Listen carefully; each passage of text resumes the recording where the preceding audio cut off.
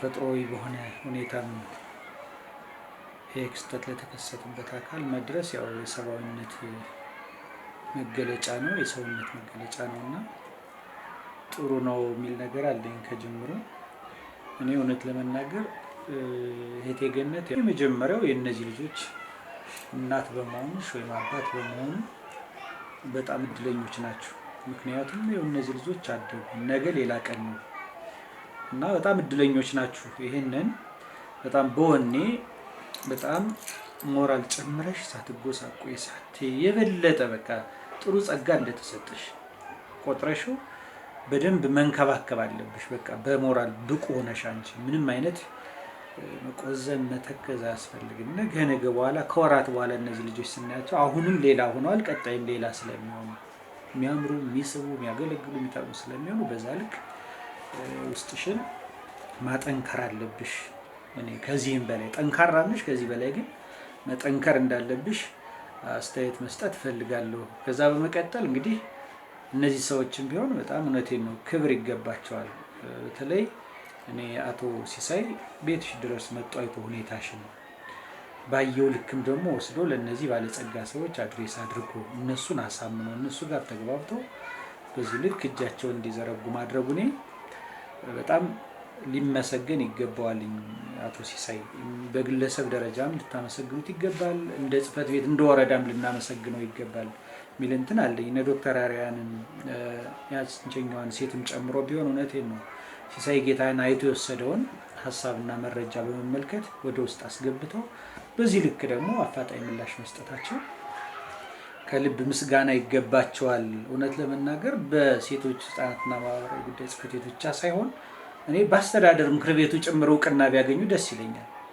ምክንያት ቀጣይ ያለንን እንትንም በራሱ ያጠናክራል። ከዚህም በበለጠ ገነትን ብቻ ሳይሆን ሌላ ብዙ እህቶች ብዙ እናቶች አሉ በዚህ አይነት ኬዝ ውስጥ ያሉና ለነዛም ሁሉ በር ከፋች ይሆናል። እድሉን እንዲያገኙ ተጠቃሚ እንዲሆኑ ሊደገፉ እና በጣም ክብር ይገባቸዋል የሚል ነገር አለኝ። እንግዲህ ከዛ በመቀጠል ድጋፍ በእኔ እምነት ያው በገንዘብ ብቻ አይገለጽም፣ በብዙ መንገድ ነው ድጋፍ የሚገለጸው እና እህቴ ገነትን ወይም ወንድሜ ስጦታውን በተለያየ መንገድ መደገፍ ይጠበቅብናል ብዬ አስባለሁ። እንደ ሙያተኛም እንደ ተቋም መሪም በተለያየ መንገድ ላብነት ብንወስድ አሁን የሚመስለን በእኛ ገንዘብ ብቻ ነው ገንዘብ ብቻ ነው ለሰዎች እፎይታ ይሰጣል፣ ነፃነት ይሰጣል፣ ምቾት ይሰጣል ብለን የምናስበው በተለምዶ ግን እሱ አይደለም።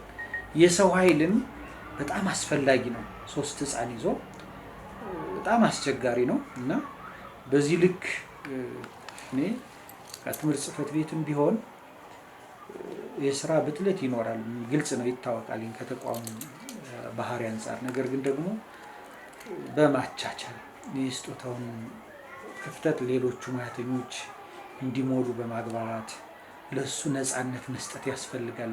ነፃነት መስጠት ስል እዚህ ልጆቹን እንዲይዝ እንዲንከባከብ ገነትን እንዲያግዝ በዚህ ልክ ማሰብ ያስፈልጋል። እንደ ትምህርት ጽሕፈት ቤት እንደ ማህበራት ህብረት ስራ ማህበራት ጽሕፈት ቤትም ስንሄድ በዚህ መልኩ ያው ችግር ይኖራል። ነገር ግን በሌሎች ሙያተኞች የገነትን ተግባር ታክቶ ማሰራት ግድ ይላል። በተቻለ መጠን እኔ እውነት ለመናገር እዛ ያለው ሙያተኛ ይሄን የማይረዳ ከሆነ ለዚህ ቅን ልቦና የሌለው ሙያተኛም ይኖራል ብዬ አላስብም። ካለውም ስህተት ነው እና በደንብ የእሷን ስራ ሌሎችን እየተኩ እያሰሩ በቅንነት እያስተባበሩ ችግሯን እያሳዩ በዚህ ልክ የጊዜ ነፃነትን መስጠት ያስፈልጋል። በቃ ከገንዘቡ ባለፈ ማለት ነው እና ይሄን ማድረግ ለወደፊቱ ከተቋማት ኃላፊዎች ይጠበቅባቸዋል። እንደ ሴቶች ሕፃናት እና ማህበራዊ ጉዳይ ጽሕፈት ቤትም ቢሆን ደግሞ ከዚህ በላይ ጥረት መደረግ አለበት። ከዚህ ተምረን ሌላ አጋዦችን ረጂዎችን ማፈላለግና ማሳመንና እጃቸውን እንዲዘረጉ ማድረግ፣ እውቅና መፍጠር፣ መረጃውን ተደራሽ ማድረግ እንደኛ ጽሕፈት ቤት ይጠበቃል ብዬ አስባለሁ።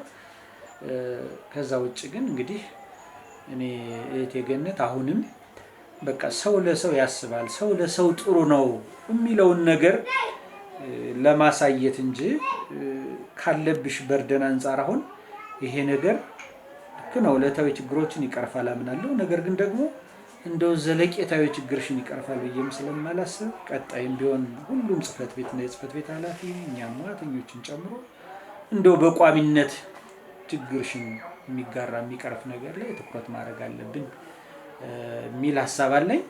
ከዛ ውጭ ግን በዚህ አጋጣሚ እንደው እቺ እንግዲህ 50 ሺህ ብር ናት በተነገረ መሰረት ያው አሁን አንዳንዴ በእኔ እምነት የግሌ ነው ገንዘብ ማግኘት ወይም ገንዘብ ማግኘት ብቻውን በቂ አይደለም።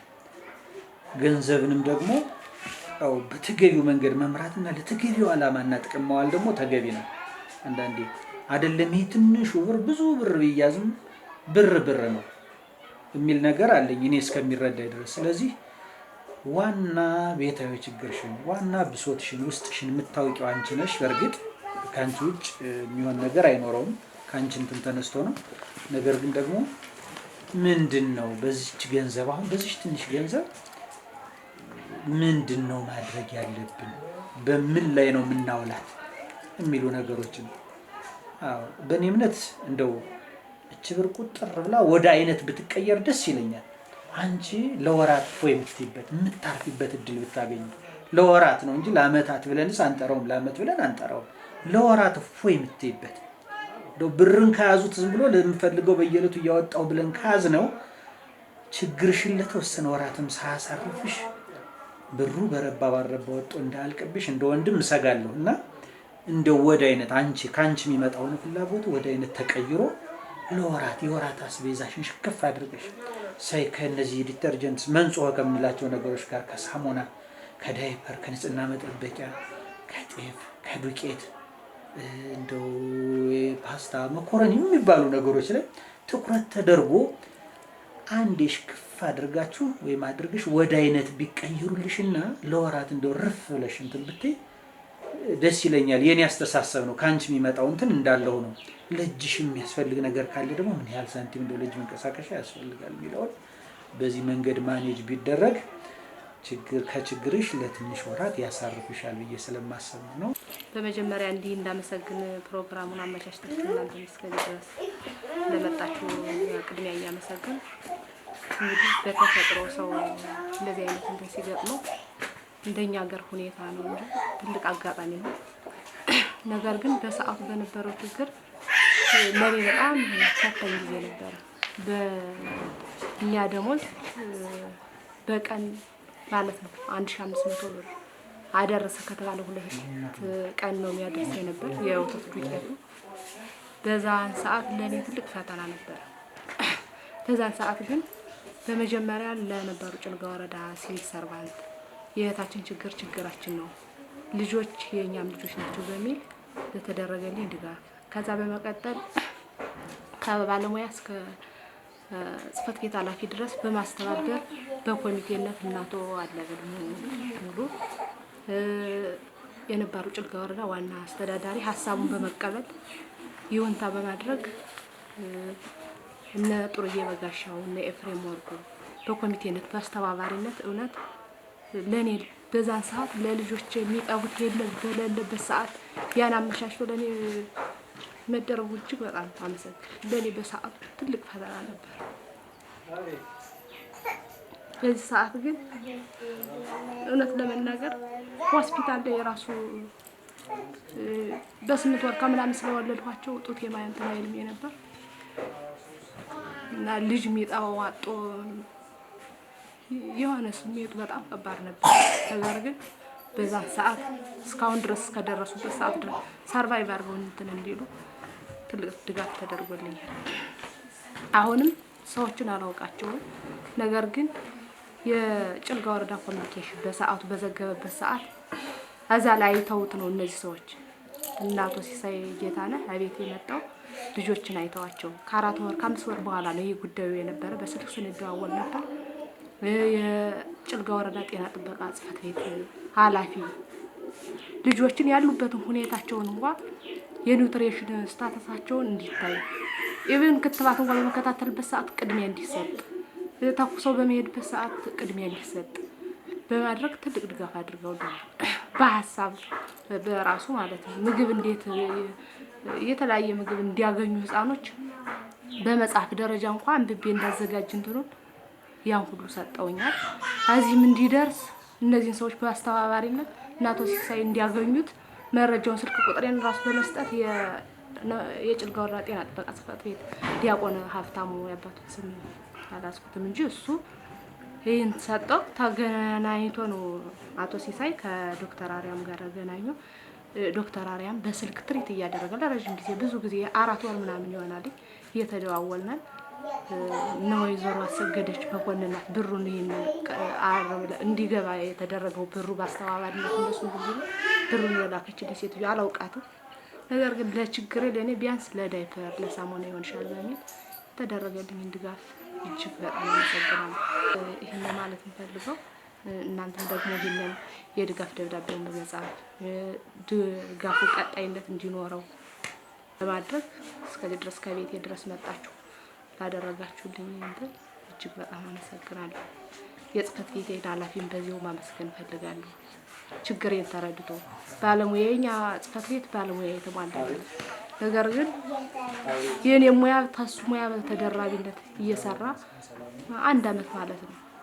በሲቪል ሰርቪሱ እኔ ከህጉም አልተካተተም። ነገር ግን ባይካተትም አብሮ ችግሬን እየተረዳ አሁንም እንኳን በመቀርበት ሰዓት ምን በመልበት ሰዓት እየሸፈነልኝ እስካሁን ድረስ ደርሰናል። እጅግ በጣም አመሰግናለሁ። አቶ ሙላት ታከለ በሐሳብ በተለያዩ ነገሮች ድጋፍ እያደረገልኝ ስለሆነ አመሰግናለሁ። እናንተንም እዚህ ቤት ለመጣችሁት ባለቤቴ ለሚሰራበት መስሪያ ቤትም እናቶ